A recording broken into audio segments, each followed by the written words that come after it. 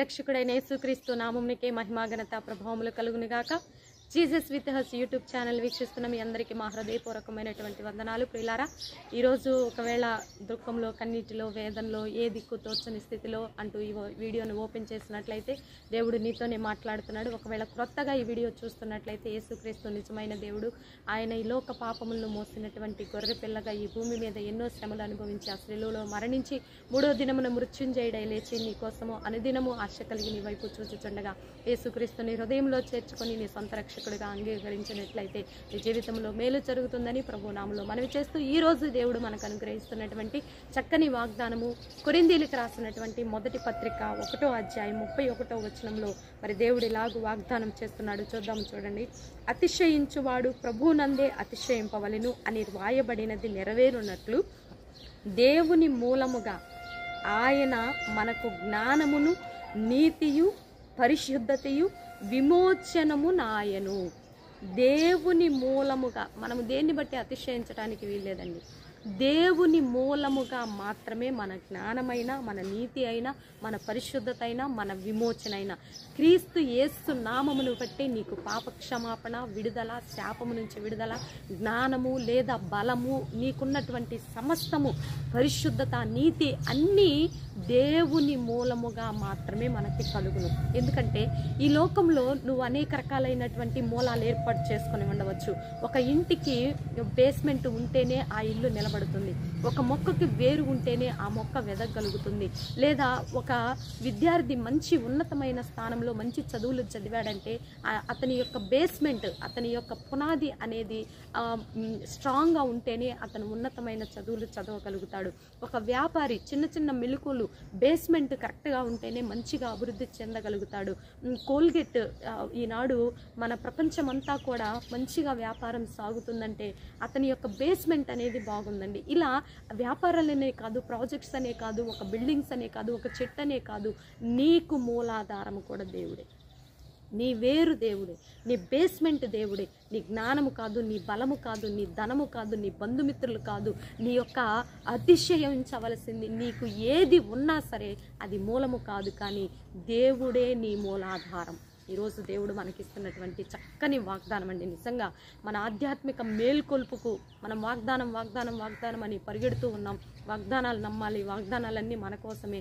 దేవుడు మాట ఇస్తే నెరవేర్చే దేవుడు. అయితే నీవు ఈరోజు ఒక తీర్మానంతో కూడినటువంటి వాగ్దానం, దేవుడే నీకు మూలాధారము నేనే.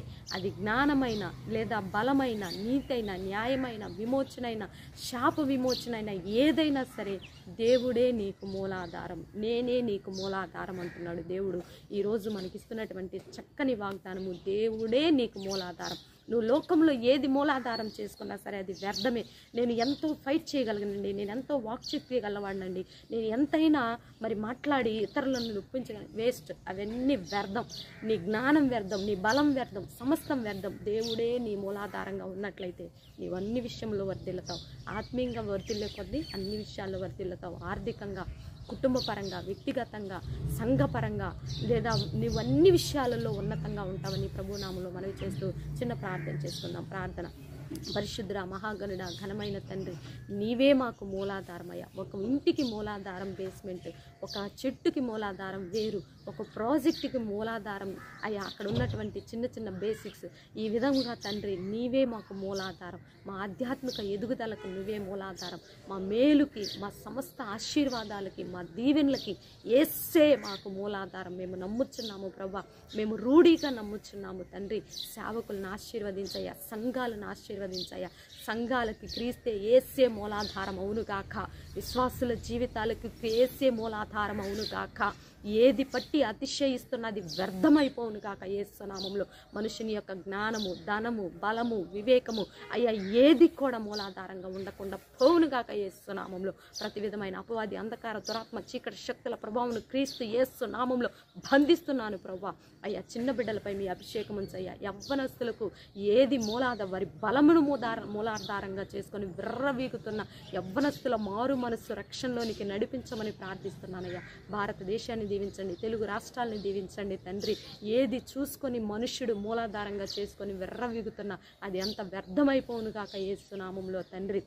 అప్పుల భారాల నుంచి విడిపించయ్యా, గర్భాలు తెరవయ్యా అయ్యా, మూయబడిన గర్భాలు యేసు నామములో తెరవబడును గాక, వివాహం కాని బిడ్డలకు వివాహాలు జరుగును గాక, చదువుకుంటున్న బిడ్డలు కాంపిటేటివ్ ఎగ్జామ్స్కి ప్రిపేర్ అవుతున్న ఇంటర్ 10th చదువుతున్న బిడ్డల్ని నాయన మీరు దీవించండి, వారికి తగిన జ్ఞానం వివేచన దయచండి, దేశాల్లో స్టూడెంట్స్గా ఉన్న బిడ్డల్ని మీరు దీవించండి, బైబిల్ ట్రైనింగ్స్కి వెళ్ళిన బిడ్డల్ని మీరు దీవించండి, వారి కుటుంబాలను దీవించండి, సంఘాలను దీవించండి, సేవకులను మీరు దీవించండి, మా చుట్టూ మీ కంచె ఉంచండి. ఈరోజు బర్త్డే వెడ్డింగ్ డే జరుపుకునే బిడ్డలందరినీ మీరు దీవించి ఆశీర్వదించమని, మా కుటుంబం చుట్టూ కూడా మీ కాపుదల ఉంచమని అయ్యా, మా బేస్మెంట్ నీవే, మా మూలాధారము నీవే, నీ మీదే ఆధారపడి ఉన్న మమ్మల్ని నాయన ఏ దుష్టుడు మా మీద పని చేయకుండా అట్టి దుష్టుడిని మీరు అయ్యా మా పక్షాలను వ్యాజ్యమాడుతున్నందుకు మిమ్మల్ని స్తుతిస్తూ గణపరుస్తూ ఈ దినమంతా మాకు తోడుగా ఉండమని యేసయ్య అతి పరిశుద్ధమైన ఉన్నతమైన నామములో అడిగి వేడుకొని పొందుకొని ఉన్నాము తండ్రి. Amen amen. ప్రియులారా, ఈ వీడియో మీకు నచ్చినట్లయితే లైక్ చేయండి, షేర్ చేయండి, సబ్స్క్రైబ్ చేసుకోండి, మంచి కామెంట్స్ పెట్టండి, అనేక మందికి తెలియచేసి దీవెనకరంగా ఉండాలని ప్రభు నామములో మనవి చేస్తూ నెక్స్ట్ వీడియోతో నెక్స్ట్ మీ ముందుకు వచ్చేంత వరకు ప్రభు కృప మనందరికీ తోడుగా ఉండి నడిపించును గాక. God bless you. Praise the lord.